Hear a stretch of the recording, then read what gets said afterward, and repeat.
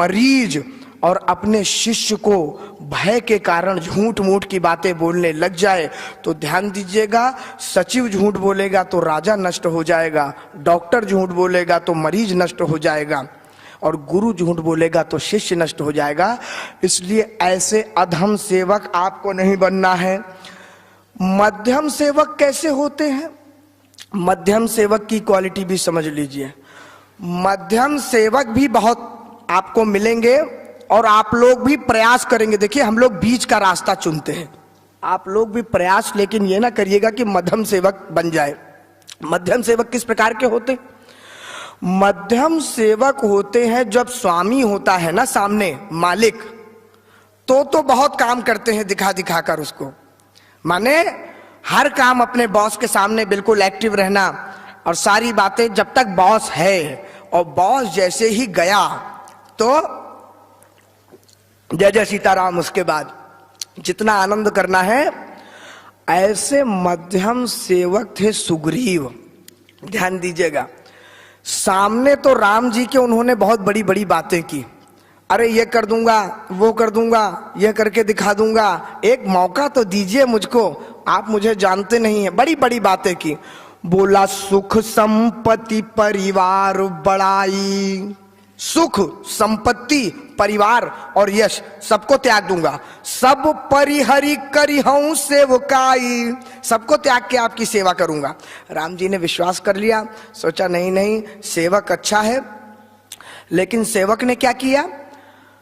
जब सुग्रीव राजा बन गए और राम जी से थोड़े दूर हो गए तो राम जी की तरफ पलट के नहीं आए, राम जी से मिले नहीं श्री राम से सुग्रीव। ध्यान दीजिए, क्योंकि स्वामी सामने नहीं है, तो जब स्वामी सामने नहीं है तो कौन देख रहा है?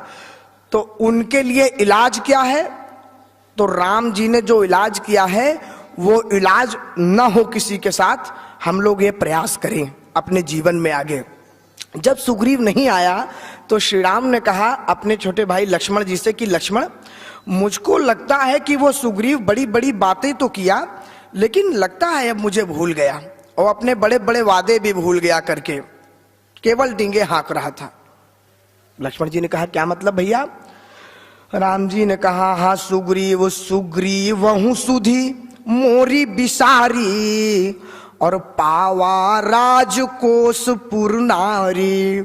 सुग्रीव मेरी सुधि भूल गया है, मेरे काम को भूल गया है, क्योंकि अब बड़ा आदमी बन गया है, अब उसको पैसा मिल गया है, अब उसको पद मिल गया है, तो मुझे भूल गया है। तो लक्ष्मण जी ने कहा तो इसका इलाज? भैया कहा उसका इलाज ये है कि साथ में एक बात और भी भूल गया है, अगर इतना ही भूलता तो कोई बात नहीं थी। क्या भूल गया है भैया? कहा भूल यह गया है सुग्रीव कि जिस बाण से मैंने बाली को मारा था ना, वो बाण अभी भी मेरे तरकश में रखा हुआ है, ये बात भूल गया है वो।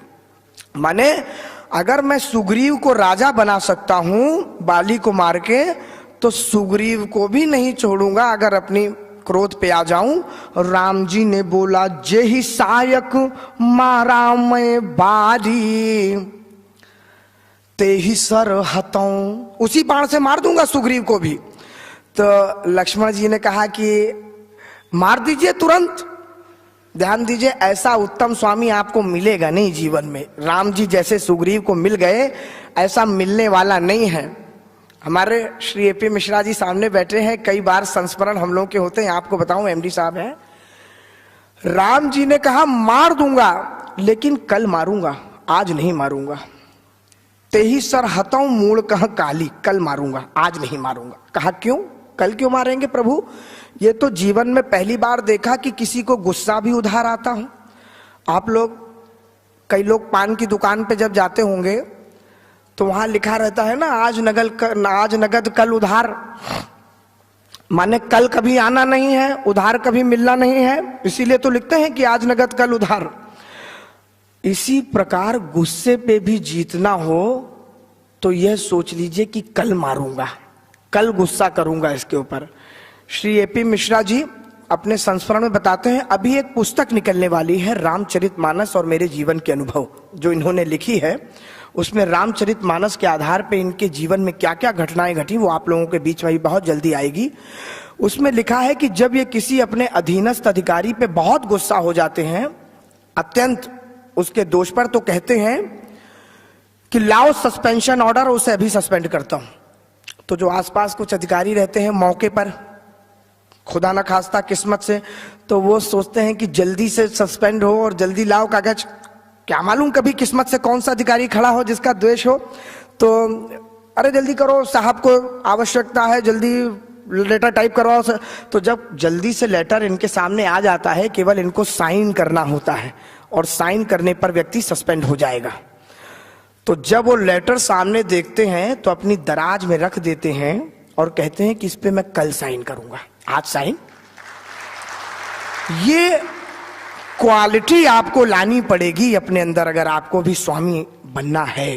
कारण गुस्से पे कंट्रोल करना हो तो एक दिन के लिए पोस्टपोन कर दीजिएगा, बस सारी समस्याएं हल हो जाए। तो राम जी ने कहा ते ही सर हतों मूढ़ कह काली। लक्ष्मण जी ने कहा क्यों प्रभु मार दीजिए। राम जी ने कहा सेवक है लेकिन मध्यम सेवक है, तो आप ना करिएगा कि मध्यम सेवक। तो मध्यम सेवक के साथ क्या होता है? मध्यम सेवक के साथ राम जी ने कहा तब अनुजहि समुझावा रघुपति करुणा सीव कि भय दिखाई लयावहु तात सखा सुग्रीव। डरा धमका के ले आओ, मेरा सखा है, मारना तो नहीं है। तो कभी आपको भी अपने सेवक को कभी गड़बड़ हो जाए तो डरा धमका के सस्पेंड कर दूंगा, नहीं छोड़ूंगा। डराइएगा धमकाइएगा, मारिएगा मत, माने गला ना काट दीजिएगा, सस्पेंड न कर दीजिएगा। और खुद कभी ऐसे सेवक न बनिएगा कि आपके स्वामी को आपको डराने धमकाने की आवश्यकता पड़े, उससे पहले ही सारे काम निर्धारित हो जाएं। ये तो रहा मध्यम सेवक। अब जरा हम उत्तम सेवक के बारे में कुछ चर्चा और कर लें, उसके बाद हम सब मिलकर आनंद से भोजन करेंगे। ध्यान दीजिए, क्योंकि आप लोगों से अपेक्षा है कि आप सब उत्तम सेवक बने, सबसे अच्छी क्वालिटी के सेवक बने आप लोग, इसीलिए आप लोग यहां पर आए हैं। और ये बिजली विभाग का भविष्य, वर्तमान तो बैठा हुआ है, भविष्य आप लोग ही हैं। इसलिए उत्तम सेवक के क्या क्वालिटी है, हम लोग 3 सेवकों को देखेंगे केवल। उत्तम सेवक की लिस्ट में सबसे जो पहला नाम आता है वो है लक्ष्मण जी महाराज। और लक्ष्मण जी महाराज से हम लोगों को यह क्वालिटी सीखनी है। ध्यान दीजिएगा, जब लक्ष्मण जी महाराज श्री राम के साथ वनवास के लिए जाने को तैयार हुए तो अपनी माता के पास गए और माता के पास जाके बोले कि माता, मैं भी श्री राम के साथ वनवास जाने के लिए तैयार हो चुका हूं। तो माता ने कहा जा तो रहे हो उनकी सेवा में, लेकिन एक मंत्र लेते हुए जाओ, एक बात सीख के जाओ। तो लक्ष्मण जी ने कहा माता क्या? सुमित्रा माता बोली लक्ष्मण, राग रोष ईर्षा मद मोह ओ जनी सपने हूं इनके बस हो। राग, रोष, ईर्षा यानी द्वेष, मद माने अभिमान और मोह माने भ्रम। कभी इनके चक्कर में मत पड़ जाना, इनसे कभी भी इनके सपने में भी इनके बस में मत हो जाना लक्ष्मण। उठने की बात तो अलग है। तो लक्ष्मण जी महाराज ने कहा माता, आपने कहा कि सपने में भी इसके बस में मत हो जाना, तो सपना तो मैं तब देखूंगा जब मैं सोऊंगा।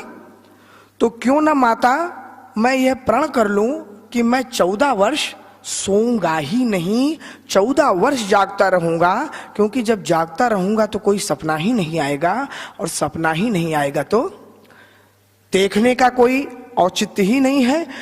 आपको भी सबसे पहला जो काम है इस विद्युत विभाग में, वो लक्ष्मण जी की क्वालिटी यह सीखनी है कि सोने पर आपको नहीं सोना है, क्योंकि आपके जागने पर ये जनता सो रही है। ध्यान दीजिएगा, आप सो गए तो ये लोग कैसे सो पाएंगे जो बिजली के भरोसे, आपकी बिजली के भरोसे जो बैठे हुए हैं। एक बहुत सुंदर मुझे किस्सा याद आया, ध्यान दीजिएगा। एक व्यक्ति था, नाम था उसका जागू। तो जागू एक दिन जा रहे थे, तो जब जा रहे थे तो एक दरोगा जी ने उनको पकड़ लिया और पकड़ के कहा, ए कहाँ जा रहे हो, उधर आओ, क्या नाम है तुम्हारा? तो बोले मेरा नाम जागू है साहब। तो कहा जागू का मतलब क्या, जागते हो?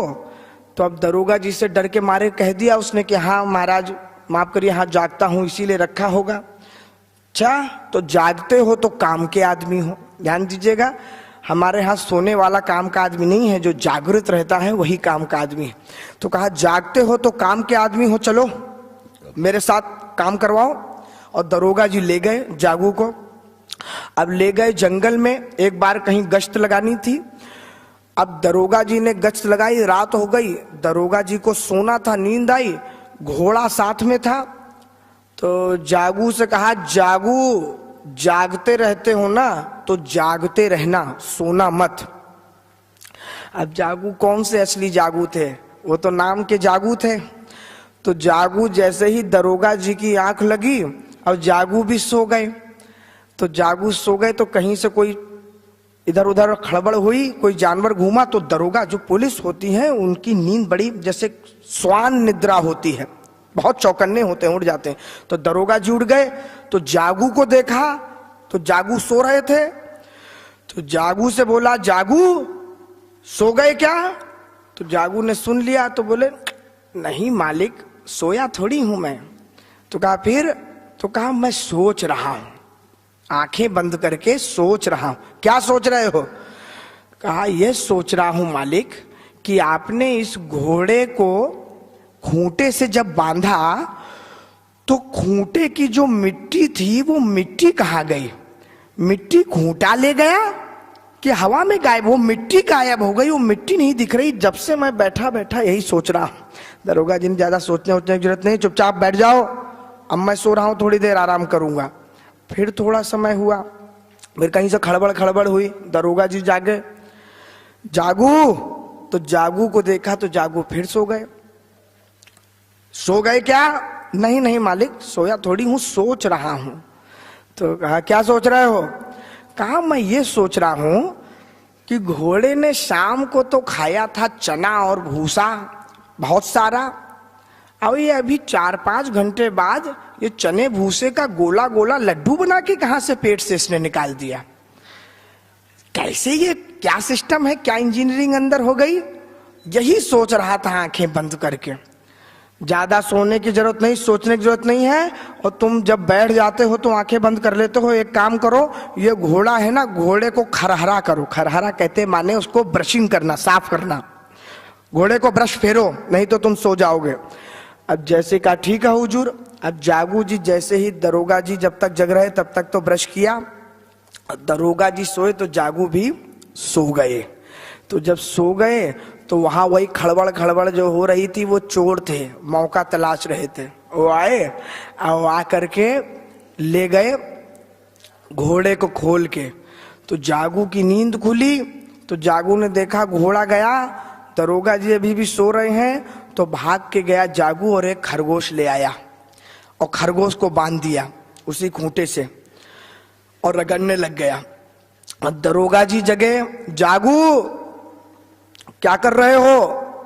तो जागू ने कहा महाराज अच्छा हुआ आप जग गए, केवल इतना ही बचा था। अब घिसते घिसते इतना ही बचा था, अच्छा हुआ जग गए, वरना ये भी गायब हो जाता। जब से मैं घिसे जा रहा हूं घोड़ा। तो कहने का अर्थ है इस प्रकार हमको नहीं सोना है कि सारा सिस्टम घोड़े से खरगोश हो जाए, जीवन भर जागते रहना है। लक्ष्मण जी महाराज ने सेवक का जब धर्म बताया तो सेवक के धर्म में यही बात कही कि सेवक सब चाह सकता है लेकिन कभी सुख की कामना नहीं कर सकता। सेवक सुख चाहिए, भिखारी कभी सम्मान नहीं चाह सकता, सेवक कभी सुख नहीं चाह सकता। व्यसनी धन, व्यसन करने वाले का 36 का आंकड़ा होता है लक्ष्मी जी से, जैसे ही आता है वो नशा करने भागता है। और शुभ गति विभिचारी, लोभी जसु चह चार गुमानी, नव दुहि दूध चहत ये प्राणी। तो ये कहने का अर्थ है पहला सबक आपको सीखना है कि सोना नहीं है, जागते रहना है। यही आपकी सेवा का पहला उत्तम सेवक की क्वालिटी है। दूसरी उत्तम सेवक की क्वालिटी क्या है? दूसरे उत्तम सेवक हैं हमारे हनुमान जी महाराज। ध्यान दीजिएगा। आप लोग क्योंकि इंजीनियरिंग बैकग्राउंड से हैं, मैं आप लोगों की भावनाएं समझ सकता हूं कि आप लोग इतने आध्यात्मिक सोच के अभी नहीं हैं, लेकिन ये आप लोगों को डेवलप करनी होगी। किंतु जितनी भी आध्यात्मिक सोच के हैं, हनुमान जी महाराज का नाम तो सबने सुना है यहाँ बैठे जितने हैं, और हनुमान चालीसा भी सब पढ़ते होंगे और हनुमान जी को पूजते भी सब होंगे। इसलिए उत्तम सेवक है हमारे हनुमान जी महाराज। उनसे क्या सीखना है, दो चार बातें उनकी हम देखते हैं, फिर एक तीसरे सेवक को और देखेंगे, फिर मैं अपनी वाणी विराम दूंगा, फिर भोजन करेंगे चल के साथ में। ध्यान दीजिए, हनुमान जी महाराज की सबसे अच्छी क्वालिटी क्या है, वो आपको अंदर लानी है। जब हनुमान जी महाराज लंका में माता सीता को खोजने जा रहे थे तो उनको इंस्ट्रक्शन मिले थे जामवंत जी महाराज से। कहा था ऐसा करना हनुमान जी, केवल इतना करे हु तात तुम जाई, किसी तही देखी कहु सुधि आई। केवल इतना करना कि सीता जी को जाके देखना और सुधि देख करके वापस आ जाना।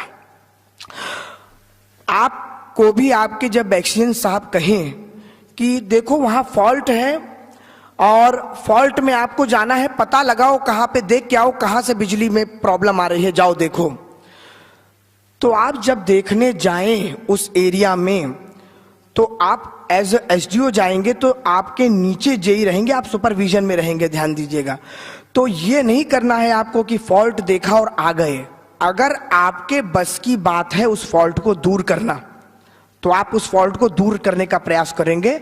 हनुमान जी महाराज से भी कहा था केवल जाइए और सीता जी की सुधि लेके वापस आ जाइए, लेकिन हनुमान जी ने क्या किया था, ध्यान दीजिए। हनुमान जी जब वहां पहुंचे तो माता सीता की बहुत दुर्दशा देखी। माता सीता को बड़ा दुख में देखा, जैसे आप जाएं और अपने सिस्टम को, अपने ट्रांसफार्मर को जर्जर देखें तो आपकी जो हालत होगी, माता सीता भी उसी प्रकार दुखी वहां थी। तो देख के वापस नहीं आ गए, क्या किया, पहले उसकी रिपेयरिंग की, रामचंद्र गुण बरने लागा और सुनतहि सीता कर दुख भागा। माता सीता जो दुखी थी उनके दुख को दूर किया हनुमान जी महाराज ने। इतना ही नहीं किया, ध्यान दीजिए, हनुमान जी महाराज जब वहां पहुंचे तो देखा रावण माता सीता को डांट रहा है और रावण डांट के चला गया। हनुमान जी महाराज ने देखा माता सीता दुखी थी। माता सीता ने हनुमान जी से कहा, हनुमान जी एक बात बताइए, क्या ये प्रभु श्री राम मुझसे प्रेम नहीं करते? क्या वो आएंगे नहीं? अगर उनको मेरी इतनी याद होती, इतनी सुधि होती तो आ जाते। अब हनुमान जी महाराज को तो मालूम नहीं था कि कब आएंगे, लेकिन अपने स्वामी से एक बात उन्होंने सीखी थी। आपको भी अपने जो बॉस हों उनके आदर्श सीखने। क्या सीखी थी? जो उनके स्वामी थे प्रभु श्री राम, उनमें एक बहुत अच्छी बात थी कि वो तसल्ली बहुत अच्छी देते थे। और आपको भी अपने जीवन में गुड़ ना परोस सके तो गुड़ जैसी मीठी बात जरूर बोलें अपने सामने वाले व्यक्ति से, अपने कंज्यूमर से, अपने क्लाइंट से। उससे कभी भी आप गुस्से से बात ना करें, बिल्कुल संतुष्ट करके उन्हें भेजें। तो राम जी भी ऐसे ही थे। जब 14 बरस के लिए जाने लग गए तो सीता माता ने कहा कि मैं भी चलूंगी। राम जी ने कहा आप क्यों जा रही हैं? मैं गया और आया, मैं गया और आया, ज्यादा देर नहीं लगेगी मुझे। मैं पुनि करी प्रवान पितुबानी और बेगी फिर अब सुनु सुमुखी सयानी। तो माता सीता ने कहा कि बेग जल्दी आ जाएंगे, 14 बरस का वनवास मिला है और 14 बरस तो बीतेंगे ना, कोई ऐसे कैसे जल्दी आ जाएंगे, 14 बरस से पहले तो आ नहीं पाएंगे। तो राम जी ने कहा सीता 14 बरस हो चाहे 1400 बरस हो, दिवस जात नहीं लागही बारा, सुंदरी सिखवन सुनहु हमारा। दिन बीते देर नहीं लगती। आप लोग भी अभी पन्ने पलट के अपने देखें तो लगेगा अभी कल की ही तो बात है जब हम इंजीनियरिंग की तैयारी कर रहे थे। अरे अभी एक दिन पहले ही तो हम लोग अपने 12वीं के कॉलेज में थे। दिन बीतते देर नहीं लगती, ऐसे तसल्ली दी। अब हनुमान जी महाराज भी अपने स्वामी को आदर्श मानते थे तो उनसे गुण लिया उन्होंने, तसल्ली। तसल्ली लेने का। लेकिन एक बात याद रखिएगा, अपने स्वामी से आपको क्वालिटी लेनी है, आदर्श लेना है तो अच्छा लीजिएगा, होड़ मत करिएगा अपने स्वामी से। देखिए, आदर्श सीखना और होड़ करने में फर्क है। एक सेवक की आपको बात बताऊं, एक सेवक था, उसके जो स्वामी थे ना, मालिक, वो बहुत अमीर थे, बहुत बड़े व्यक्ति थे और बहुत उनका रुतबा था। तो सेवक देखता था रोज घर में झाड़ू पोछा लगाते हुए कि मालिक भोजन पे जब लंच पे आते हैं तो अपनी धर्म पत्नी को आवाज लगाते हैं कि सुनो, भोजन जीमाओ। हमारे मध्य प्रदेश में जीमना कहते हैं भोजन को, जीमना, भोजन करना माने जीमना। तो कहा जीमाओ भोजन। तो उनकी जो धर्म पत्नी थी वो बहुत अच्छा स्टूल और कुर्सी और सलाद, सब्जी, रोटी परोस के देती थी और मालिक बैठ के बहुत आनंद से भोजन करते थे। तो जब नौकर ने ये बात देखी तो सोचा कि मैं किसी मामले में तो मालिक की बराबरी नहीं कर सकता, क्यों ना भोजन के मामले में उनकी बराबरी करके देखा जाए। घर पहुंचा, अपनी पत्नी से कहा, देखो मेरे मालिक बहुत अच्छे से भोजन करते हैं और तुम भी कल ऐसा करना, मैं आऊंगा और आके कहूंगा भोजन जीमाओ, तो तुम आना और तुम बहुत अच्छी तरीके से स्टूल और कुर्सी लगाना और मैं आकर के और जब कहूं जीमाओ तो बिल्कुल परोस देना। तो धर्मपत्नी बेचारी गरीब थी, वो कहां से ये सब कर पाती। तो उसने क्या किया, उसने कंडे जो होते हैं ना, कंडों को बनाया, कंडों का स्टूल, जो कंडे बड़े बड़े, उसी की कुर्सी पीछे बना दी और आगे 4-5 कंडे रख के टेबल बना दी और टेबल कंडे दोनों बना करके बैठा दिया, उस पे कपड़ा लगा दिया, अच्छा कुर्सी और स्टूल हो गया। अब नौकर आया, नौकर ने आके कहा, सुनो भोजन जिमाओ। तो वो बेचारी नौकरानी है, वो उनकी धर्मपत्नी आई, जो भी सूखी दाल रोटी थी वो परोसी। अब नौकर आके जब बैठने लगा तभी उसमें एक गड़बड़ ये हो गई कि जो सबसे ऊपर वाला कंडा था ना, उसमें छोटा सा एक बिच्छू घुस गया था। तो जैसे ही नौकर बैठा कंडे पर तो वो बिच्छू ने मारा, तो लगा इंजेक्शन। तो जब इंजेक्शन लगा तो चिल्लाया नौकर जोर से, बोला, अरे वाह मालिक वाह। तो धर्मपत्नी ने कहा, क्या हो गया। कहा, सुनो आज के बाद कभी मुझे मालिक की तरह न जिमाना। कहा, कारण। कहा, मेरे मालिक रोज इस प्रकार जीमते हैं तो कितना कष्ट सहते होंगे। अरे मैं तो एक दिन में ही मेरे पसीने और खून छूट गया, कभी जीवन में अपने मालिक की बराबरी। तो ऐसी होड़ ना करें आप। कैसी होड़ करें, जो अच्छी होड़ हो, जो अच्छे आदर्श हो। हनुमान जी महाराज माता सीता को कह रहे हैं, सुनो माता, बस 6-7 दिन में प्रभु वापस आ रहे हैं, केवल 6-7 दिन लगेंगे, जबकि कोई बात नहीं हुई है, लेकिन कह रहे हैं, माता दिवस 6-7 जात जानिबे न मातु धरी धीर अरि अंत की अवधि रही थोरी के। गोस्वामी तुलसीदास जी महाराज ने कवितावली में लिखा है। और बारिधि बंधाए से तू आई है भानुकुल के तू अनुज सहित कपि कटक बटोरी के। अच्छा, माता सीता को समझाया। इतना ही नहीं, आप लोग एक बात फर्ज करिए, उत्तम स्वामी का लक्षण है ये, सेवक, हम उत्तम सेवक का लक्षण डिस्कस कर रहे हैं। मान लीजिए आपके स्वामी ने आपसे कहा कि जाओ, जाकर के वहां तुमको ट्रांसफार्मर ठीक करना है, और आप पहुंचे अपनी टीम लेकर के, ट्रांसफार्मर ठीक करवा रहे हैं, तभी बीच में फोन आ गया, सुनो सुनो सुनो, ट्रांसफार्मर ठीक करवाओ और उसी बीच जाकर देखो वहां पे कुछ वायरिंग में प्रॉब्लम आ रही है, उसको भी तुरंत जाके देखो। अब आप तुरंत जाके वहां पहुंचे, तब तक बीच में फिर फोन आया, सुनो सुनो सुनो, वो एमडी साहब या डायरेक्टर साहब के यहाँ जाकर देखो, वहां कुछ समस्या आ गई है घर में, तो आपको यह भी देखना है, आपको वो भी देखना है। एमडी साहब